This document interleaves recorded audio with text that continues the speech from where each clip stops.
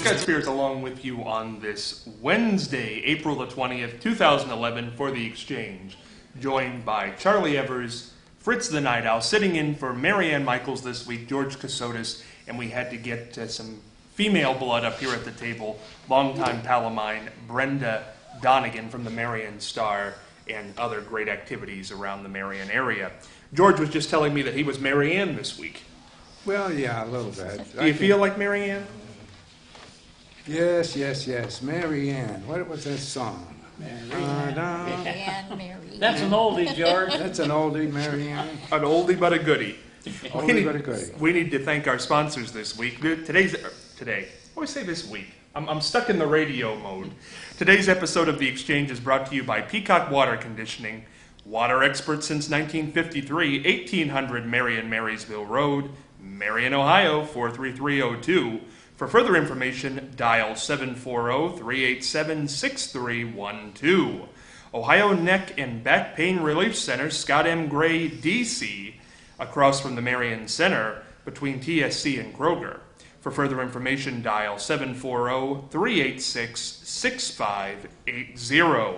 And Night Owl Theater, located on the net at www.fritzlives.com. For further information, email nightowltv@yahoo.com. That's NITEOWL TV@yahoo.com. And now we're going to drift on over to our good pal, Charlie Evers, with This Day in History. Well, you know, there have been a lot of stories in the news about unions and things related to that. Let's go back to 1914 and see if anything like this could happen today. Miners in Ludlow, Colorado were attacked by National Guardsmen by a particular mining company. The miners were seeking recognition of their United Mine Workers Union. Men and boys were killed by machine gun fire, while 11 children and 2 women burned to death as the miners' tent colony was destroyed. Now that's 1914. The deadliest school shooting in U.S. history occurred in Littleton, Colorado. You all remember that.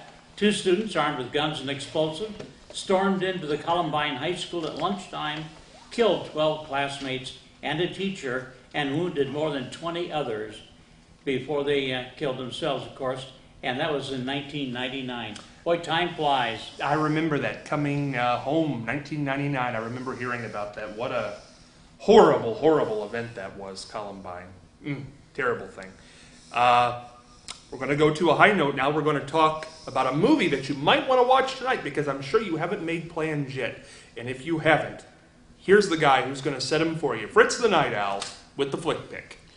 And again, tonight I'm going to do a movie that has been around for a while, solid performances. It's called The Tall Man. I think yesterday or the day before here on the show, we were talking about how the Western seems to have declined in popularity over the years. But in 1955, when The Tall Men was made, the Westerns were at the peak. There were tons of Westerns on television and in the movies. Tall Men features a heavyweight cast. The King was the star, Clark Gable, who was the King before Elvis and even before Michael. Also in the cast is leading lady, the phenomenal Jane Russell, the late great Jane Russell, who again just sadly passed on not too long ago. Robert Ryan, he was a very good-looking guy, but invariably he played a villain, and he was one of those actors who could be either the good guy or the bad guy, and you believed him in both parts. Robert Ryan. Cameron Mitchell is in the movie. It's set in the post-Civil War days, in which brothers Clark Gable and Cameron Mitchell sign on to do a cattle drive for Robert Ryan. Along the way, they encounter some hostiles, and they have a blizzard, and Clark Gable and Jane Russell talk about bad luck, good luck. Hey, somebody out there like Clark. Anyway, Clark Gable and Jane Russell are trapped in a cabin by themselves with the winds howling outside, and guess what? A bit of romance blossoms. Jane, however, has big eyes for Robert Ryan. Clark Gable, just being a cattleman, doesn't really interest her because Robert Ryan's the guy who owns the cattle, and he's got the money. So at first, she has big eyes for Robert Ryan and his city ways, and so forth. But as you know, Clark always gets the girl, so I'm not going to really be spoiling much for you there. The performances are superb. The scenery, mostly shot in and around Durango, Mexico, is outstanding. It's big in scope. The director was Raoul Walsh, master director of the action-adventure type of films. The great Jane Russell, I want to mention her for a moment, had about a 30-year film career, started off in 1943, and again, she was one of those actresses that could handle anything. You could put her in a comedy with Bob Hope, and she was superb. You could put her in a musical next to Marilyn Monroe, and believe me, when Marilyn and Jane were on the screen together, it was tough to decide which way your eyes wanted to go. But Jane Russell, again, equal screen persona as Marilyn Monroe. Just about it, she did some film noirs with Robert Mitchum, which are superb motion pictures, and hopefully we'll be talking about one of those down the pike. But this is a Western, this action adventure, great scenery, great performances, good script, powerful direction. It's called The Tall Man. Goes back to 1955, magnificent Technicolor CinemaScope, everything you want in a movie to keep you happy for about an hour and a half, 2 hours. The Tall Men, Clark Gable, Jane Russell, Robert Ryan, Cameron Mitchell. Think you'll enjoy it. Perfect. Sounds like a great movie. Jane Russell, and I'm only going to say this for this reason. Jane Russell is one of those actresses who did not, I don't think, get plastic surgery, because I saw her on a Larry King probably 5 years ago when Bob Hope died. Maybe longer than that now. But I don't think she went in and got the work done. No, I saw her on with the guy that's on Turner Classic Movies, Bob Dorian. She did a half-hour interview with him late in her career, and I have to agree with you. I think that she just let age natural and was as stunningly beautiful in her 70s as she was, for 70s. She progressed nicely. Right way to say that. Here's the reason I bring that up, because the topic today, the hot topic as it were, scarred from her head to her feet, reality TV star Heidi Montag now says she regrets the 10, you heard me right, 10 plastic surgery procedures that left her with bald spots and telltale signs of incisions all over her body. This is a quote. "This is not what I signed up for," Montag tells Life and Style magazine. "Parts of my body definitely look worse than they did pre-surgery." Among her complaints of her shocking procedures are unsightly scars, including a 2-inch raised blemish from her chin reduction, a jagged line behind her ears, 2 caterpillar-sized bald spots from her left brow lift, and a bright red mark inside her nostril. "People have fewer scars from car accidents than I have on my body," says Montag. 10 plastic surgeries in one day. Heidi Montag, I have no idea, George, who she is. I thought you were talking about Jane Russell. No, Jane Russell aged well. Jane Russell didn't go in for the work. I know that. Heidi Montag is some reality star. I'm not sure who she is, but she went in for 10 plastic surgeries, and now she's not so happy. That's what happens when you go for the lowest priced plastic surgeon. Is that what happened? That's it, exactly. She went for the bargain bin. She got her bargain, and now she's living with it. Well, you know what? What is this all about? Oh, a lot. Well, women are this way. Now, how many women do not have 1 or 2 cabinets full of cosmetics and all kinds of things to make them look younger? Brenda? Oh, just a small one. This? Just a small No, one. go ahead, Charlie. Go ahead. Well, you know, all ladies like to look younger. They want to defy aging, and some of them go to plastic surgery, and it doesn't work out too well. Now, okay. Now, here's the thing, because I don't want to come down on plastic surgery, because then I sound like I'm from the 1800s, and it happens. It's legal. It's a procedure if you want it. Phyllis Diller, I think, is an example of somebody who it turned out well on. But I heard her say one time that's because she didn't become addicted. She got a few things done, and then she moved on. I don't know. Is it a good idea, George? Plastic surgery? What do you think? I see a lot of people with it. If you want to look better and down the road, I think it's fine. If somebody wants to do that, I don't see anything wrong with it. But I think Phyllis is now dating Barbara Streisand's ex-husband. He's only 47 or 57. Who was Barbara Streisand's? James Brolin. No. The guy. Elliot Gould? Oh, Elliot Elliot Gould. Gould. Yeah. Phyllis Diller is dating Elliot Gould right now. They went out for a glass of wine or dinner and wine the other night. Phyllis is 93 years old. Yeah, but he's like in his. Would Elliot be 57 or 40? Oh, Elliot would be older than No, that. he's early 60s. I'm sorry. I saw it in the news. I heard it on the news. 63. Elliot Gould is 63. She's 93. Now, would Elliot Gould date her if she had not had plastic surgery and she was 93? He would date Phyllis Diller any day of the week. I'll tell you. Would you date Phyllis I Diller sure any day of would. the week? I'd take her out and dance with her. I would dance with Phyllis. Brenda, I'm the dancer. Yes. from the female perspective, tell me about your thoughts on plastic surgery. I think cosmetically that would not be something that I would have done, but we had a granddaughter that was in a serious accident and had 7 or 8 plastic surgeries and had a disfigured face from the accident. So I've seen the value of that because her face is looking pretty good now. But, just to go out and have it done, I don't think I would do it. See, that's the interesting thing. Of course, plastic surgery is wonderful for those people who are disfigured. But Heidi Montag did not do this No. to fix a problem. Vanity, maybe? Vanity. How vain are we? I'm not that vain. I don't like surgery. Fritz, tell us about plastic surgery, Heidi Montag. Well, I'm not familiar with who Heidi Montag is. I think she's in show business somehow. And sadly, for the lady performers, that age does work against them in many cases. And I think that that's one of the reasons why so many of the female stars, not that the male stars aren't doing some of it, but it's more important for, at least in most cases, for the female actresses to retain their youth. Whereas a guy, say like Robert Redford or Paul Newman, they just turn from young, good-looking guys into young, good-looking, middle-aged guys into into old, good-looking, mature guys. But I think that for the ladies, for the career to go and to stay a leading lady, I think that youth factor figures in, and this is why a lot of them.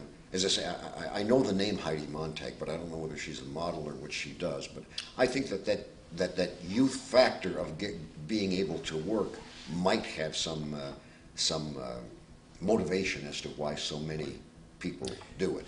You know what's interesting, and I don't know if what this plays into it, but Joan Rivers, who has become kind of a poster child for plastic surgery, we know how old Joan Rivers is because Right. we know how long she's been around.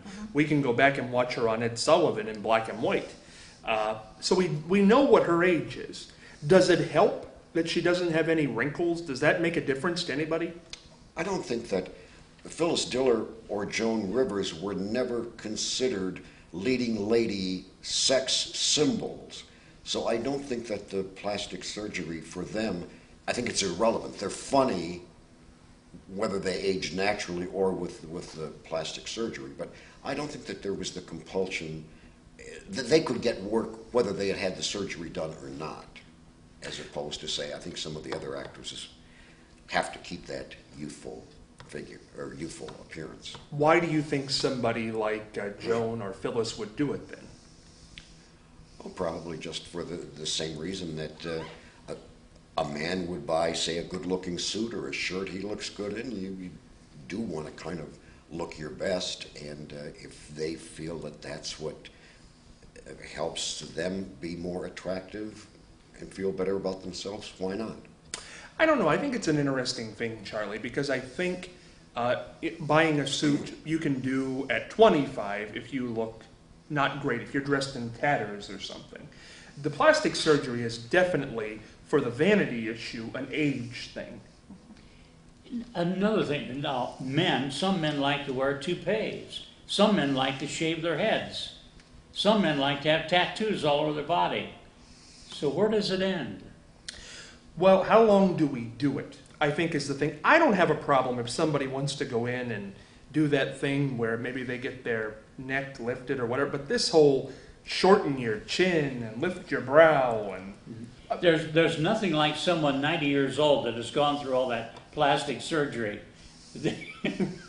Not the best looking in the world, that's for sure. well, what is it? You can fool Mother Nature, but not Father Time. That's right. You are your age, I regardless. think those girls, Phyllis and Joan Rivers, would love to have that plastic surgery because they want to look young and youthful as long as they possibly can. Let me ask you one other question. Maybe you know this. Jane Russell, did she marry Mickey Haggerty? That was Jane Mansfield. Was that Jane Mansfield? That married Mickey Hargitay. Hargitay, because the daughter is on a crime show Yeah, right now. she's Law and Order. Miss Mariska Haggerty. Right. I thought it was Jane Russell, but it is Jane Mansfield. Mansfield. Thank you. Jane Russell said in one of these interviews that the best kisser she ever had on screen was Bob Hope. Is that right? Can you believe that? All the big leading men that she had, and it was Bob Hope, who was not, he certainly wasn't a sex symbol. Nope. No, he had that caricature nose that always came out, and how could you kiss him with that big nose? Well, tell me But about, on the other hand, she could say Bob Hope, and then none of her other leading men would get mad at her. That's I mean, true. So it was That's true. maybe it was a tongue-in-cheek kind of comment. Makes sense. so better to be born ugly into show business than beautiful, because if you're born beautiful, you're going to have to fix it in your 50s, 60, 70. 60s, 70s.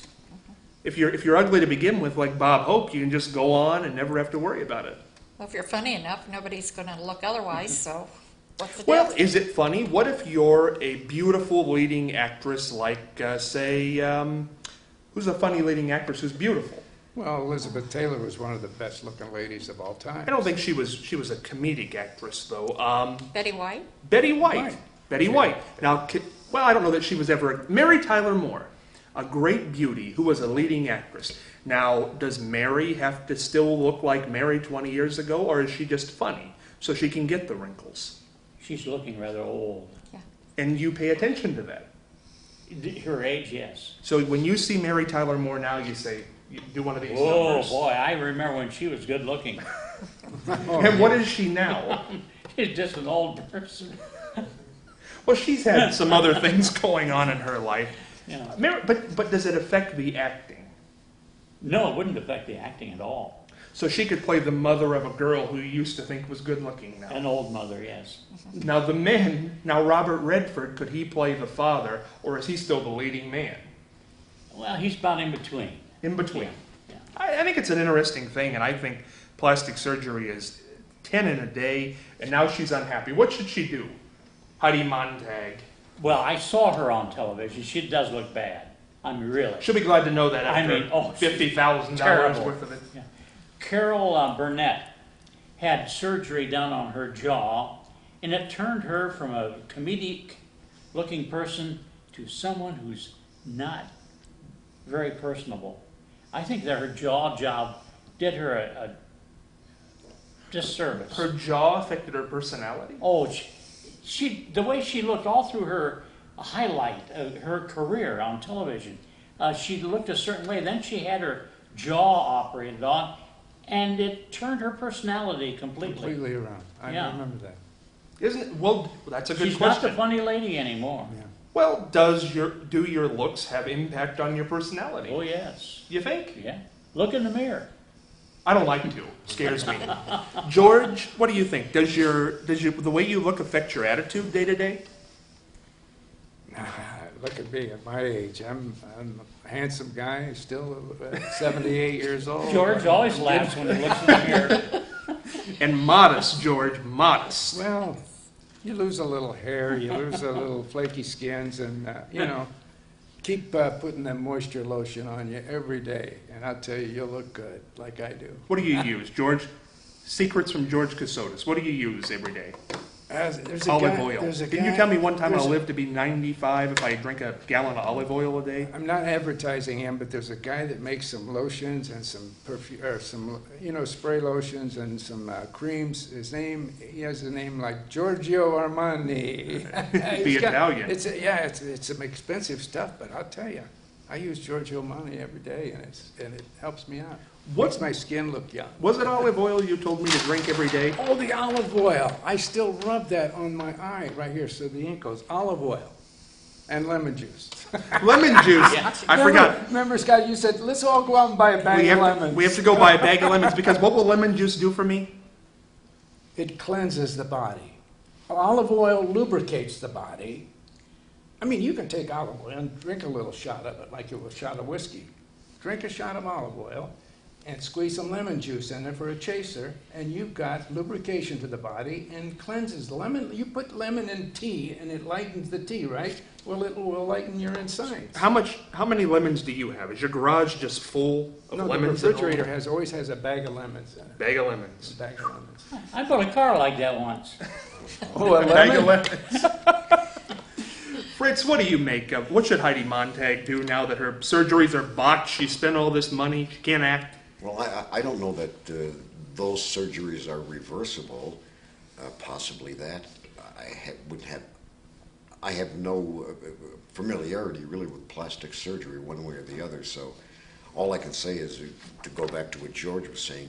The olive oil is very, very good for you inside and out. It's does away with a lot of the bad cholesterol. But when we were kids, being Sicilian, we used to use the olive oil mixed with iodine as a suntan lotion.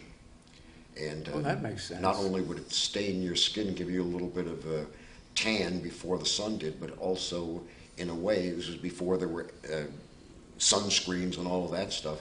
Olive oil or baby oil with iodine was the suntan lotion of the day. Wouldn't it be great if you could just, like an Etch-a-Sketch, shake your plastic surgery and make it go away if you didn't like it? That would be great. That'll be be the great. future. Wonderful. That'll be the future. You have to remember, Scott, beauty is skin deep.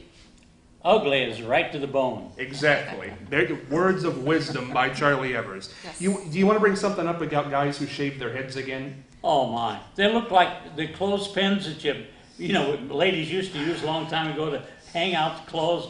They look, You're going to have people beating down your door, and That's it's not all going to right. be my fault. Who knows? Let's go to the mailbag this week. My husband has been a recovering alcoholic for about a year. He is in AA. He walks around here making pronouncements about our lives. In the middle of arguments, he begins chuckling and laughing at me, shaking his head and walking away. I didn't like him drinking, but I sure can't stand him sober. He is insufferable. That's Jane and Marion. We're running out of time here, but boy, that's a common problem, I think. As we started this conversation about beauty being skin deep, sometimes if you take something away, the personality changes. What would you tell Jane to do, Charlie? well, this man needs help. And that's all I can say. Well, if he is in AA, so he is not drinking, Okay. I assume. AA is a great program. Oh, yeah. Absolutely. But now that he's sober, I guess she's having a problem. I don't know, that kind of goes back to the other day when we had a problem that way, but, Tough situation. Yeah. How do you approach it? How do you approach that, George? Just throw a nickel on the drum, save another drunken bum. Salvation Army. Gee It's a good whiz. one. I have to remember that. I don't know. I'm not even going to comment on that. Brenda, go ahead. Follow that up. Well, I don't know if the spouse is allowed to go to AA or not, but maybe if she went to AA, she could hear some things that might help them kind of work through their problem. Well, you do change when you give, and that's a tough. I'm sure there are a lot of changes. Oh, that's a tough thing to give up. Kudos, my goodness, for Yes. going to the program. Fritz, how would you deal with somebody who made a big life change, sobered up, good for them, but now they're a little different? Well, I think that going to the AA and talking with them about the changes that have occurred since then, that possibly professional help through them or a reference to a doctor or marriage counselor or a religious person, priest, rabbi, minister, neighbors, friends, relatives might all have a bit of advice to help resolve their problems now, the new problems that have arisen since he's sober. I think you're right. So, It's a tough one. Yeah. Consult somebody, maybe a doctor, somebody of that nature. If you have a question for the mailbag, join us on Facebook under the name The Exchange Marion, or email your questions to us at irmcommunications@gmail.com. Did want to ask Brenda something right before we wrapped up today. Do you remember what happened to the big pants that were on the wall at Depot Sales? No. Think about that, and we'll talk about it tomorrow. That's all we have for Wednesday's episode. Talk to you on Thursday. Enjoy.